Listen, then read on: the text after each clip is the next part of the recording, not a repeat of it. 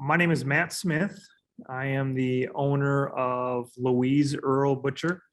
We're located in Grand Rapids on the southeast side, and we're a whole animal artisan butcher shop that supports local farmers. Want to thank MSU for inviting me to be a speaker today in the Management Over Medicine seminar, and I'm going to kind of give my perspective from the retailer to the consumers and kind of how we come into play on this whole topic. What I like to do is kind of start off. Here in the shop, we have a lot of kind of sayings that we refer to kind of sometimes remind us or inspire us as to what we're doing and why we're doing it. And the first one that I wanted to reference is the food you eat can either be the safest, most powerful form of medicine or the slowest form of poison. And that was from Ann Wigmore. She was a holistic practitioner early in the century. And so, one of the things that we sometimes think about is that food can be medicine. That's kind of one of the reasons why we opened this shop almost 6 years ago. We opened January 16, and we really wanted to offer the public some better choices, and at the same time support our local farmers. And we'll talk a little bit about how that plays into this topic. As I mentioned, we opened in 2016. My wife, Cindy, who works here in the shop also, we've kind of been in and around food for basically our whole lives, passionate about food, and wanted to share that passion with our community and bring some better choices to the area.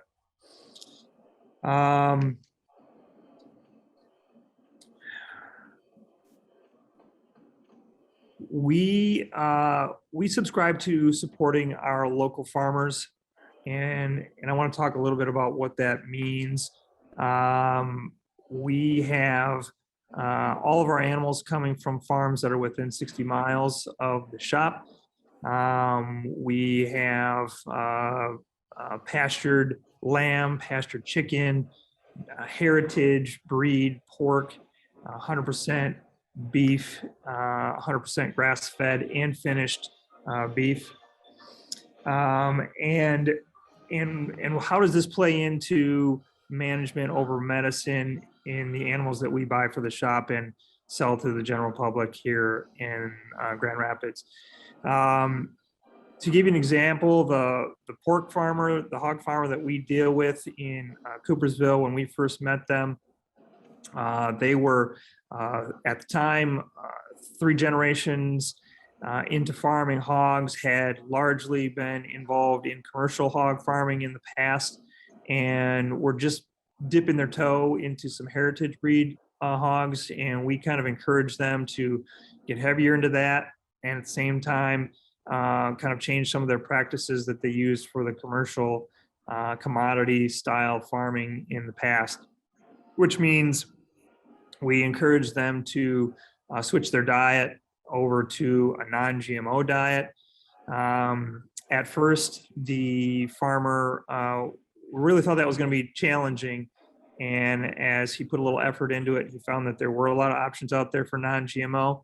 As that program started to develop and be successful, he then actually started to raise his own grain, non-GMO grain, on the farm. And my understanding is that less than 5% of all the farms in the United States actually raise the grain that they feed to their livestock. And so by us supporting that farmer, he's been able to make better choices, we think, in the practices that he uses to raise the hogs. I think also the chicken scenario is one to mention as kind of a success story.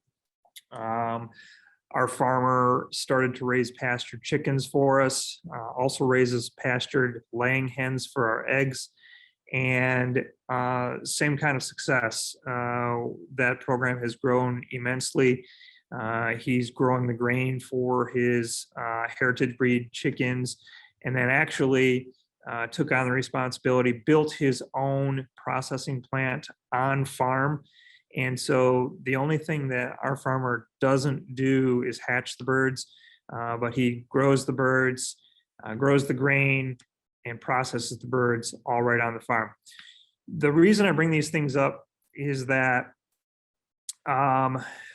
management over medicine, when these farmers are using practices that create more of a regenerative versus extractive farming practice, it makes the ground healthier, it makes the animals healthier, and there's much less need for any medication, because when we start with, in this case, the ground, then the animals follow in suit and are much healthier and do not need medications to mitigate any problems that may come up.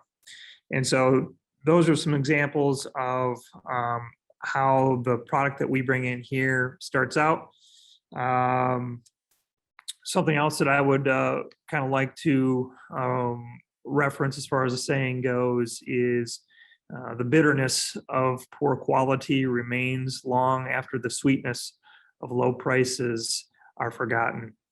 Sometimes people ask us, how are you doing as far as the product that you sell here? It is a product that compared to commodity products is a little bit higher priced, but we often like to reference the first saying about people's health and people being more conscientious about what they're putting into their bodies these days is something that we see more and more people being conscientious of. And so while the product may be a little more than a commodity product, something from a grocery store, the reception has been tremendous, and we've actually here in the butcher shop experienced double-digit growth every year since we've opened up. Check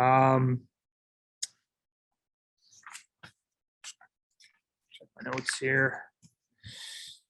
As I mentioned, who are the customers? You might think that just because people are being more health conscious, it might be a demographic that is more affluent, but that's not actually always the case. In fact, when we looked for a location to put our butcher shop, we spent a lot of time. In fact, it took us almost 2 years to find a building to open the business in.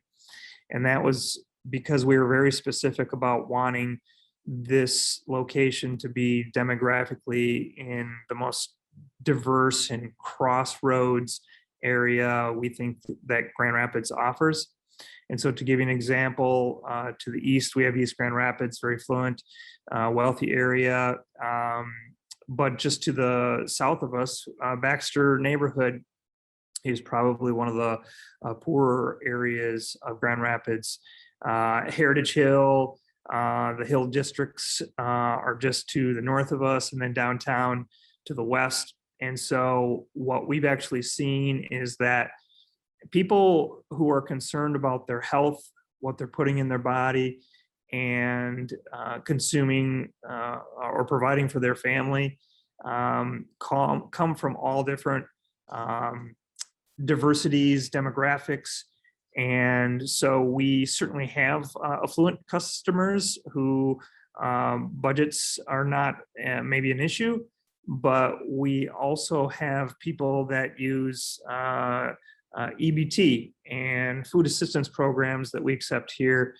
And so I think that just speaks to the fact that when it comes to better food, better health, it's not something that is specific to one demographic. And that's another reason why we kind of do what we do here in the shop at Louise Earl Butcher, because we're trying to provide a better product to anyone who's interested in it. And we think that kind of starts with the farmer, we do the best that we can to just translate that product to the end consumer.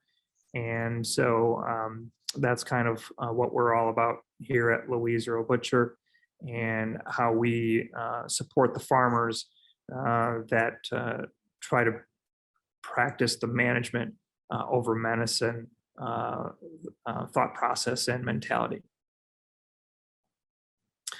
And so thanks everyone for again inviting me and listening to what we have to say from kind of a retail perspective, and look forward to continuing to support MSU and all the farmers and people who are involved in this movement.